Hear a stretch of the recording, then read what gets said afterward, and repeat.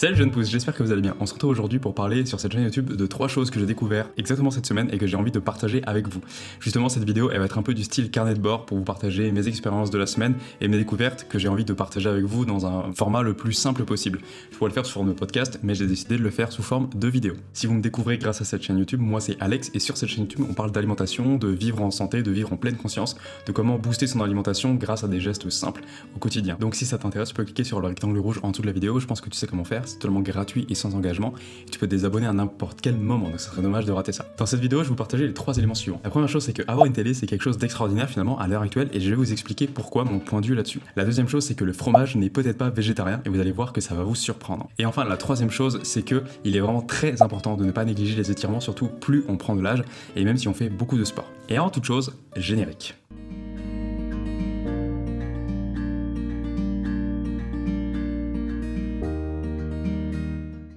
La première chose que j'ai envie de partager avec vous, c'est qu'avoir une télé, c'est vraiment quelque chose de très important, surtout à l'heure actuelle avec l'avènement des réseaux sociaux, et je vais vous expliquer pourquoi.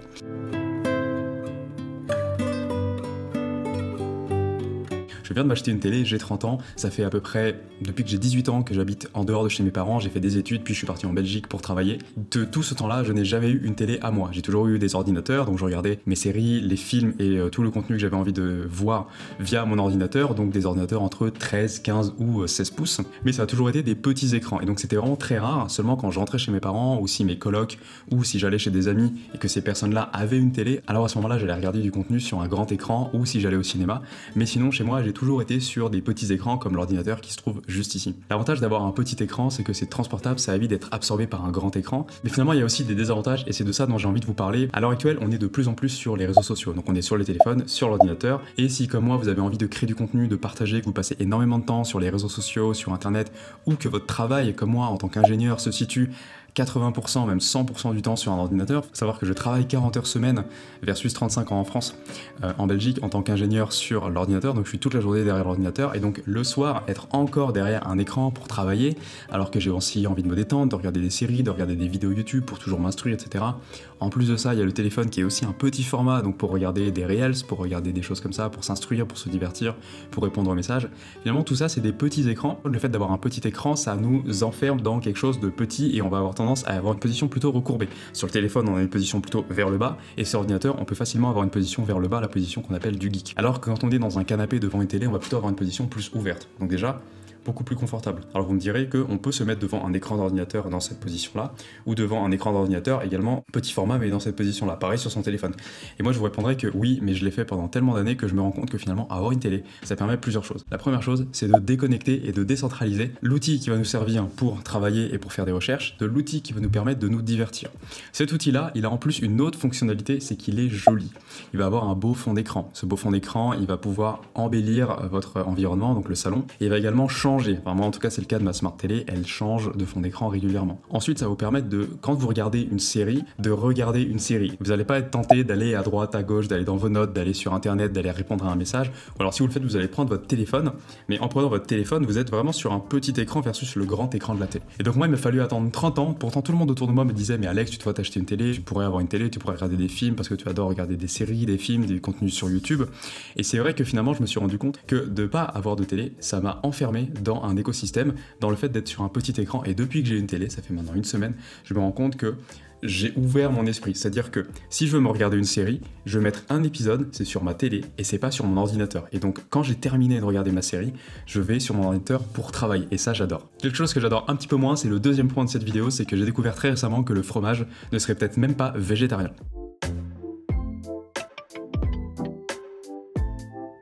Alors vous êtes beaucoup à me suivre et à être végétarien et ne pas avoir fait la transition vers le véganisme parce que trop contraignant, parce que vous débutez dans l'alimentation végétale, parce que vous avez juste envie de voir ce que c'est, parce que vous êtes à vos débuts et c'est totalement ok. Moi je vous conseillerais jamais de consommer des produits animaux parce que je suis contre la souffrance qu'on fait aux animaux. J'ai regardé trop de vidéos d'abattoirs qui m'ont fendu le cœur et je vous invite d'ailleurs si vous avez envie d'ouvrir votre esprit par rapport à ça, de le faire également.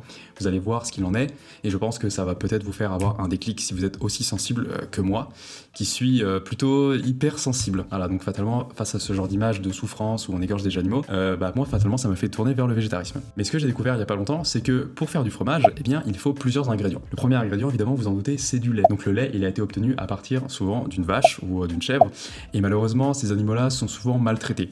Mais on va partir du principe que ces animaux-là sont bien traités, même si c'est pas le cas. Donc, les animaux sont bien traités, le lait est récolté, ensuite il va être caillé, puis il va être affiné. Et pendant ce processus de caillage et d'affinage, plusieurs additifs et plusieurs choses vont être ajoutées dans le lait. La première chose qui va être ajoutée dans le lait, c'est de la présure.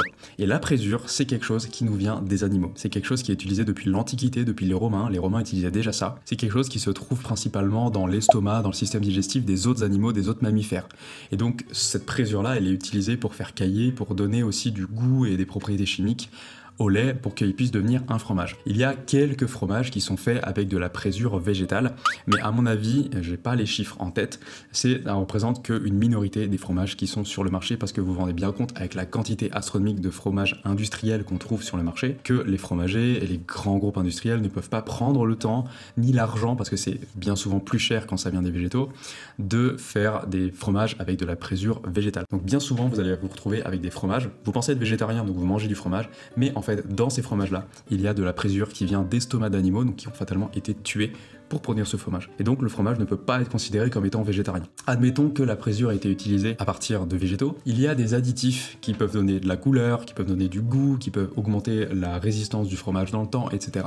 Il y a plein d'additifs qui peuvent être ajoutés au fromage, qui vont également venir des mammifères et des animaux d'élevage qu'on a tués. Pourquoi? Eh bien tout simplement parce que l'industrie de la viande, l'industrie de l'élevage des animaux, est optimisée aux petits oignons.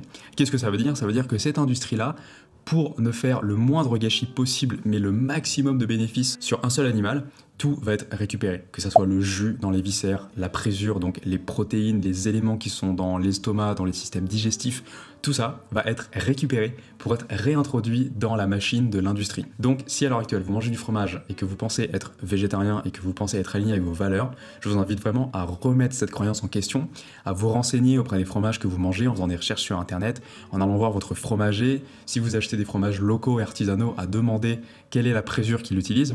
Si vous dites que c'est de la présure animale, votre fromage n'est pas végétarien. Je suis désolé de vous le dire, moi aussi ça me fend le cœur, parce que je crois que pendant longtemps que j'ai été végétarien, j'étais persuadé que c'était la bonne chose, et au final, j'ai créé de la souffrance sans me rendre compte. Alors je vous oblige pas à être dans cette démarche aussi jusqu'au boutiste que moi, mais posez-vous la question, je pense que ça peut être intéressant. Et quelque chose qui est également très intéressant, et c'est en troisième position que j'ai envie de vous en parler, c'est de faire des étirements. Je suis allé voir ma kiné encore aujourd'hui. Pourquoi? Simplement parce que je fais beaucoup de sport. Donc je fais du calisthénique, je fais également de l'escalade entre 1 et 2 fois par semaine, je vais marcher, etc. etc. J'ai également une posture au travail où j'ai tout le temps les épaules un petit peu relevées parce que je suis au bureau, donc j'ai ma souris, j'ai mon clavier, j'ai mon écran. Des fois ça m'arrive de me courber, mais bien souvent je vais être dans cette posture assis la plupart du temps, ou sur un ordinateur, donc encore plus courbé. Et j'avais des douleurs qui partaient de la base ici de l'oreille jusque dans le bras et dans la main, et en fait ça me faisait des décharges électriques. Donc je suis allé voir ma kiné parce que même en faisant des petits étirements, en essayant d'étirer mon bras, ça n'arrangeait pas la situation. Je vais voir ma kiné et au final il s'est avéré que j'ai un blocage en fait des nerfs qui partent d'ici, qui passent par le pectoral et qui vont à travers l'interstice ici entre les os, qui partent ensuite jusque dans la main. Et donc ma kiné m'a détendu les pectoraux pendant très longtemps et elle m'a dit: Alex, tu es vraiment trop tendu des pecs, il faut absolument que tu t'étires, c'est très important. Et donc c'est quelque chose que déjà à l'époque je faisais, puis que j'ai arrêté, puis que je refaisais, puis que j'ai arrêté, c'est de mettre en place des étirements. Le yoga est très bien pour ça parce que souvent dans le yoga il y a une pratique dynamique et il y a une pratique plus passive d'étirement par la suite, mais je vous invite à mettre en place dans votre routine quotidienne ou hebdomadaire des étirements. Donc les principaux groupes à étirer, donc si vous faites beaucoup de sport et que vous êtes un mec, je dirais les pectoraux. Les épaules sont également très importants, on va y avoir le carré des lombes qui est super important d'étirer, ça c'est les muscles qui sont derrière, qui ont vraiment une forme de carré et qui font que des fois on a un peu mal au dos, on a envie de se courber parce que ça nous tire ici. Également tous les muscles postérieurs, donc les fesses, les ischios, le psoas, tous ces muscles là sont très importants. Donc si ça vous intéresse, je vous invite à regarder des tutos sur YouTube ou dites-moi en commentaire, je pourrais même vous faire une vidéo de ma routine étirement que j'ai mis en place et que j'adore parce qu'elle me prend moins de 5 minutes et j'étire la majorité de mon corps et je me sens trop bien, ça me donne de l'énergie, je me sens mieux, je me sens plus ouvert, plus souple et c'est un bon moyen pour commencer la journée. Si vous voulez en apprendre plus également sur comment bien commencer la journée, je vous conseille également cette vidéo où je vous présente un petit déj et des aliments que je vous recommande de manger tous les jours. Donc je vous laisse cliquer sur cette vidéo qui s'affiche juste ici. Nous on se dit à la prochaine, prenez soin de vous et de votre alimentation. C'était Alex, salut les jeunes pousses.